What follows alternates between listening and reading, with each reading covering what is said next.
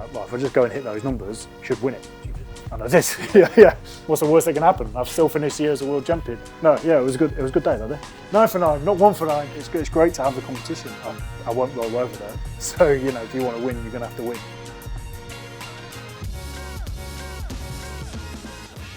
Yeah. No, as 97. You say 97? Very, very different to powerlifting. It was very much. It was quite high pressure. I started when I was 10. And I went back to it a bit at university. I was always training powerlifting movements because my dad was a powerlifter. So I used to go to the gym to train for judo to help strength-wise for judo. I got really addicted to actually seeing the progress of lifting more weights. And then I said, Dad, can I do a competition? I wasn't really built for it. I was good at deadlifting, but I was rubbish at squatting. Coordination-wise, it was really difficult for me. And benching, I was rubbish at because I got long arms. So the only thing I could do any good was deadlifting.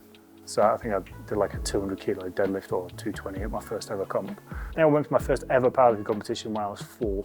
But there's really like terrible venues. So I spoke about this before. I've been to like Ramby prison where they used to run a competition in there. And me as like an 8 or 9 year old kid going into a prison as well is kind of bizarre. That's the sort of doldrums we were dealing with. So that wasn't very attractive about the sport. And I'll really encourage you to really get into it as a child. But I was 70 odd kilos, so 78 kilos, something like that. I wasn't very big. I seem to remember really wanting to do a 100 kilo bench. That's the only thing I can remember about the competition. I can't remember if I did or not, I never did check that. But I don't know if I had a bench shirt on or not. I don't think we were allowed them. So obviously it was all equipped back at that time.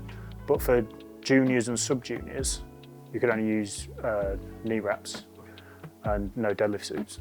So it's basically raw. So the expectation of I think anyone getting into the sport, and this is why it wasn't very popular, is because it's difficult to learn it. You need people that understand what you're wearing, why you're wearing it, how to train. And obviously now, it's easy to get into the sport, but very difficult to get people into equipped. And I'm not saying back then was bad, it's just, it was a very niche sport, and therefore there wasn't much money in it. Where was it? Oh, Pilsen. Yeah. What do I remember about the competition? Everyone being very friendly. I was just really nervous. Yeah, really nervous about the whole thing, the whole experience. Worried about making depth on the squats, which was probably the main focus of the whole thing. I don't think I was nervous enough to throw up at that one, but I did at the Europeans, this is the one after. Managed to keep my lunch, breakfast. No, I didn't eat any breakfast because I was so nervous. Yeah, I didn't eat anything. It's more like the anticipation of not, want to let yourself down or, make a mistake or do something stupid. Europeans tend to be a lot friendlier.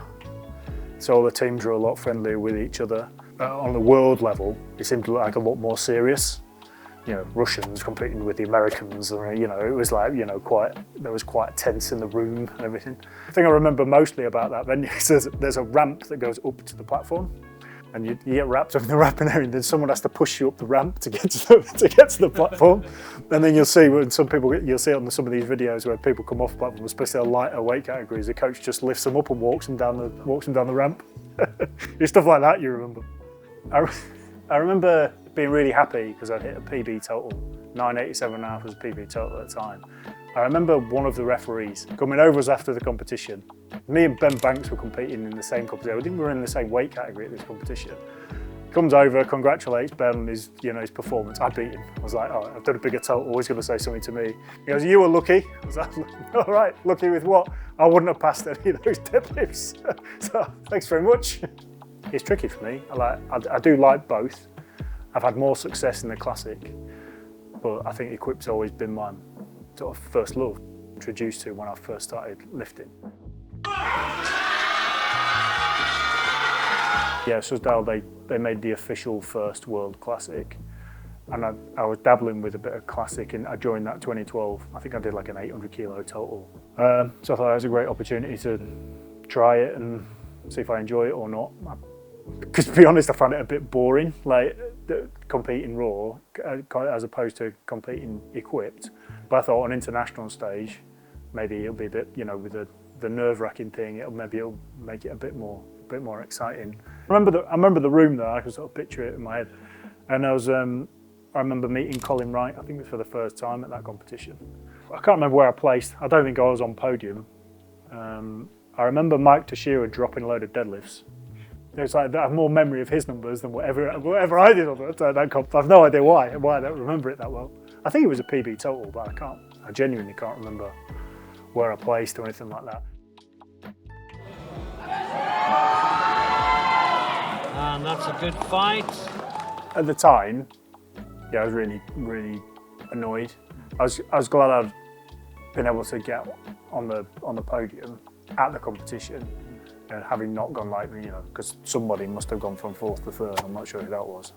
It's terrible for them to not have that opportunity to have been on the podium, but having had the opportunity to be on the podium and have the entire crowd sing the American national anthem because the tape broke on the day was brilliant.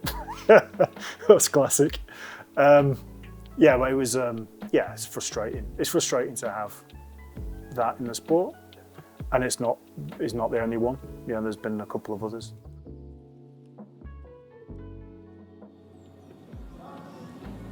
Bar is shaky again. Gosh, right at the lockout, and I think he might have it. I mean, Dennis was a really nice fella. So, he is a really nice fella. And yeah, he was just freakishly strong. There's nothing you could do about that. Yeah, I never thought I'd be able to squat anything anywhere near what he squats. He was just unbelievably good at squatting. And he's benched to not long ago. And I've got a bit closer to that. That 253 is still a number that's the world record in my head, not 265 kilo, whatever it is. I mean, he'd have a tough route to get to an international nowadays with the lineup of American lifters that are phenomenal. So, I mean, it'd be a right battle for him to get through it. Maybe we should just agree to go and do a World Masters together in the same year to actually go and do that. That might be quite nice. Yeah.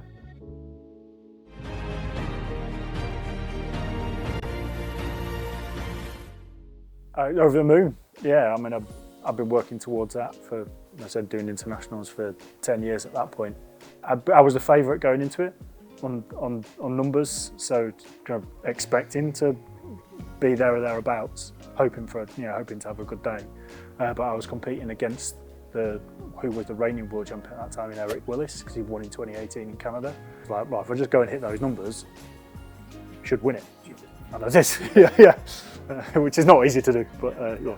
You've still got to perform, you've still got to do the lifts. I was just glad and relieved to got one with the belt, finally I can relax and not worry about it so much.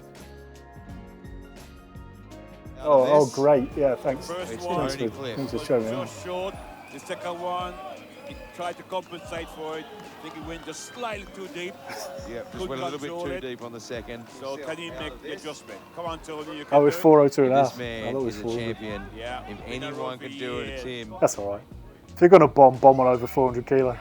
In order to try and be really competitive, because I wanted to go and try and win it, I needed to take some risks. Okay.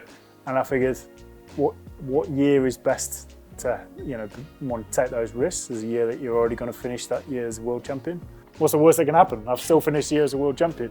So I said, right, super tight suit, super tight bench shirt, super tight deadlift suit, and let's just go all in. Anyway, completely backfired.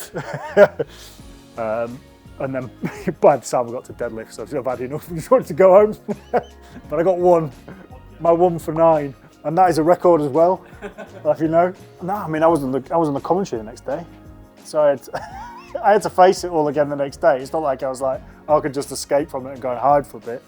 I was straight back in there and having it taken out of me on the commentary for the next 4 hours. It was a gamble that didn't pay off, but it's a gamble that I learned a lot from. You know what? It's difficult because he's pulling before the other individuals who are going. Yeah, I've been through COVID, and I've effectively been the world champion for 2 years, thanks to COVID. Yeah, I should have won that year really. I don't really know what went wrong. I missed a squat, I missed a bench. I think I missed my last deadlift as well. Blame COVID, yeah. I blame the hiatus. I think it was just a long period of not really competing and then trying to get back into things. I was training really well. That's the really annoying thing about it. And then finally leading into a competition, and I think because you've just not done one for a long time, it just didn't show up.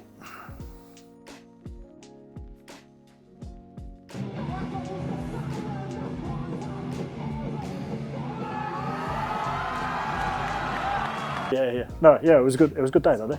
9 for 9, not 1 for 9.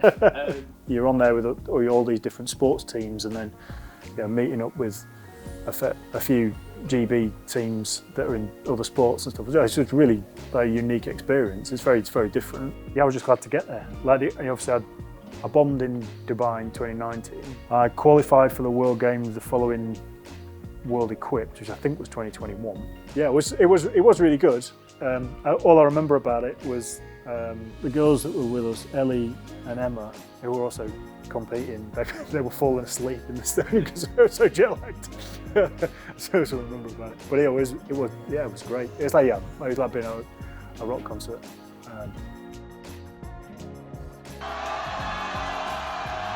Wow, what a performance by Tony Cliffe today. And that's a PB. Actually, going about it felt exactly the same way because I knew I was favourite going in. The competition was a bit stronger. On paper, really good that day. He missed a couple of squats, which I think really cost him. But I knew when we got to deadlifts, he was overstretching on his grip. I mean, it's a common issue that he has. Yeah, to be honest, it wasn't quite the peak of emotion that I got on the first one, because I think the first one it was just, everything had sort of building up to that. But it's always nice to win it again, and then the first time wasn't a fluke.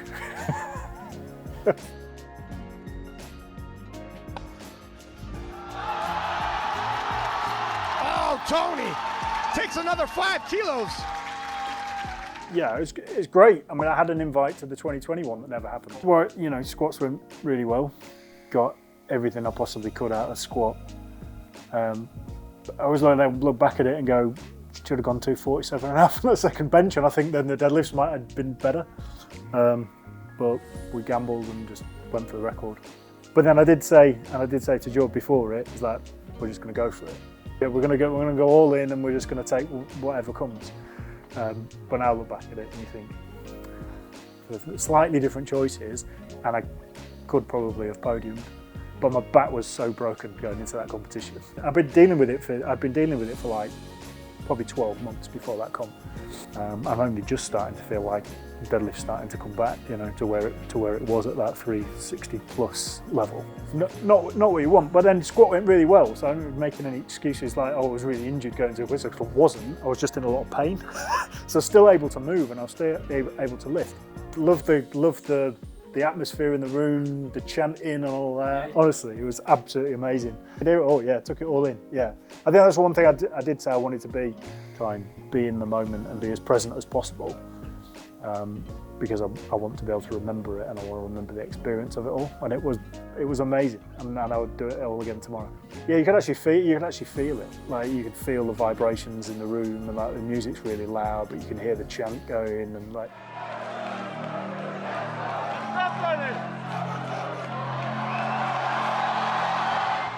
Yeah, if you've got any chance of making a lift, you're gonna make it with people shouting at you like that. You're just not, because you're never gonna give up on it.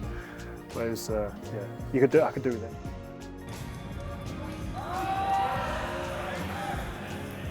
No, 105.09. I remember I weighed in after him, so he went in before me. And I remember saying to Matt Gary, because I was just winding him up, winding them both up actually.